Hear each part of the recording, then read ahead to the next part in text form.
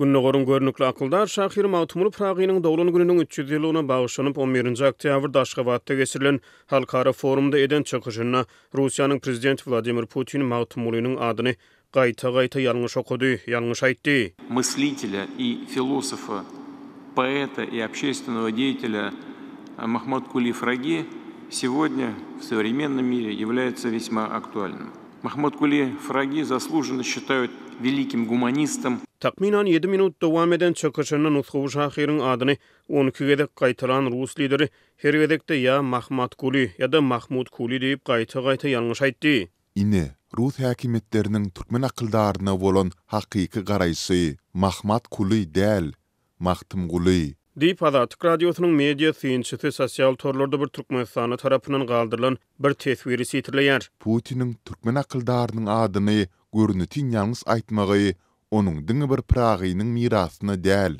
eýsem türkmen halkynyň we döwletiniň medeniýetine bolan başdan sowma ýa-da äsirimizlik garaýşlaryny açyp görkezdi.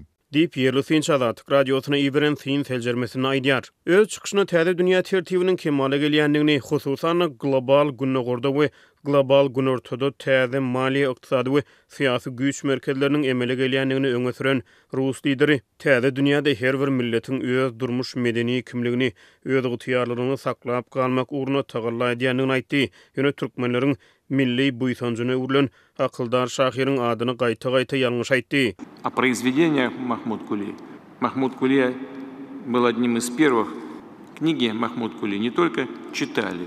Сочинения Махмуд Кули были переведены. Там появилась школа имени Махмуд Кули.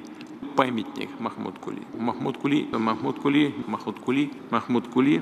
Ukrainada esasy çalışa girişip ödünün media çykyşlaryna goňşy Ukrain halkynyň milli kimligini we territorial bütünlüğini şu wagt içinde birnäçe gedek inkar eden Rus lideri täze dünýädäki ýurtlar üçin öz gytyarlylygyň we sosial medeni kimligiň ähmiýetini noktada ýöne gatnaşyp oturan forumyň baş sebäpkarynyň adyny gaýta-gaýta ýalňyş aýtdy.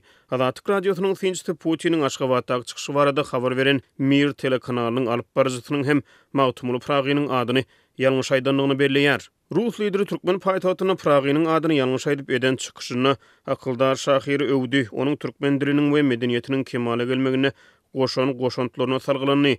Ýerli synç Putiniň hem de Mir telekanalynyň alyp barjysynyň goýberen ýalňyşlarynyň türkmen halkynyň arasyna sosial torlarda nägilelige ýol açanyny aýdýar. Ortiýetiň Mir teleýaýlamynyň alyp barjysy Yekaterina Abramowanyň Aşgabatdaky samit baradaky programmasynda Nutkowy türkmen şahirini Mahmud Kuli diýip atlandyrmagy hem internet ulanjylarynyň arasynda sol sanda türkmen, özbek we kazak ulanjylarynyň arasynda nägidelik teswirlerini döretdi. Diýip media synç aýdýar. Onuň gözden geçiren teswirlerini Putin'e ýalňyşmak bolýar. Ol Putin ahyryň beýik lider diýip pikir garaýşlaryny paýlaşan adamlarym bar. Azatlyk radiosynyň ýerli synçylary bu hili Rus meýilli teswirleriň esasan Russiýa göçüp giden Rus dilli türkmen raýatlary tarapyndan ýazylandygyny ananýanlyklaryna aýdýarlar. Ýöne türkmen halkynyň milli wähwitlerini ileride tutup teswir galdyrýan adamlar hem az däl. Diýip ýerli synç aýdýar. Şeýle teswirler Putiniň hem de Russiýanyň häzirki we geçmişdäki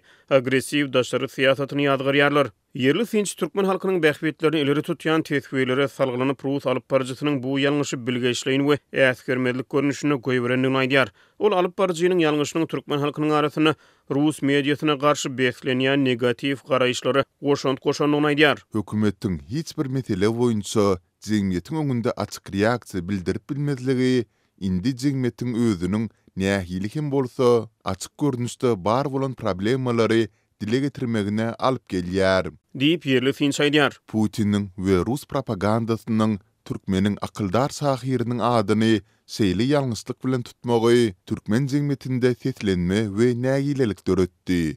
Ýöne häzire çelini türkmen häkimetleri bu meselede hiç hili reaksiýa bildirmedi. Diýip ol sözüniň üstüne ýetirýär. Ýerli synç türkmenleriň arasyna internet ulgamyna sosial torlarda we özara duşuklarda şu hili açyk pikir alışmalaryň barha güýçlenýändigini, bu ýagdaýyň köprenç islenlik waka boýunça dymyşlygy saýlap alýan türkmen hökümeti üçin möhüm signal bolanyny aýdýar. Türkmen jemgyýeti erkin sözü, tanqidi pikirlere we problemalaryň bardygyny boýun almagy we olary çözüp gözlemäge tesneligini häkimetlere açaçan görkezip başlady. Häkimetler bu meselede ilatyň islegine jogap berip bilmese, geljekde bu hereketiň agyr siýasy netijeleri bolmagy gaty ähtimal. Diýip ýerli Finç gurrun berdi. Putin ozalan Merkez Aziýa liderleriniň atlaryny ençemedek ýalňyş aýdyp ýatda galypdy. Ol şu wagt içinde Gazagystanyň, Kyrgyzstanyň we Özbegistanyň öňki ýa-da häzirki prezidentleriniň atlaryny ýalňyş aýtdy. Aşgabatda 11-nji oktýabrda Mahtumly Pragynyň 300 ýylyna bagyşlanyp döwürleriň we sivilizasiýalaryň özara baglanyşygy häzirki zaman prahatçylygyň we ýötüşüň esasydyr adly halkara maslahat geçirildi. Halkara foruma onuň gowrak ýurdun baş tutanlary gatnaşdy. Galyp berse-de Russiýanyň prezidenti Vladimir Putin we Iranyň prezidenti Masud Pezeshkian bu forumyň meýdançylaryna Aşgabatda duşup ýakyn günüň ordaky ýagdaýlary ara alyp maslahatlaşdy. Finçler bu duşuga halkara jemgyýetçiliginiň üzgünleşip barha ýalňylaşýan ýurtlaryň özara arkalaşmak finansy hökmüne baha berdiler. Forumyň öňü süýresinde Ukraina häkimetleri Türkmen häkimetlerinden Rus prezidenti Vladimir Putini tutsak etmegi soradylar. Ýöne Türkmen häkimetleri Putini tutsak etmediler. Azatlyk radiosynyň ýerli synçy soňky ýyllarda türkmen halkynyň arasyna ýurt içinde we halkara arenasyna bolup geçen wakalary beperwaýlygyň aradan aýrylyp açyk pikir alışmalaryň mewjudýanlygyny, Putiniň Praga bilen bagly goýberen ýalňyşynyň üstüniň hem jemgyýetiň beperwaý däl agdalary tarapyndan açylandygyny we gün tertibine getirilendigini aýdýar.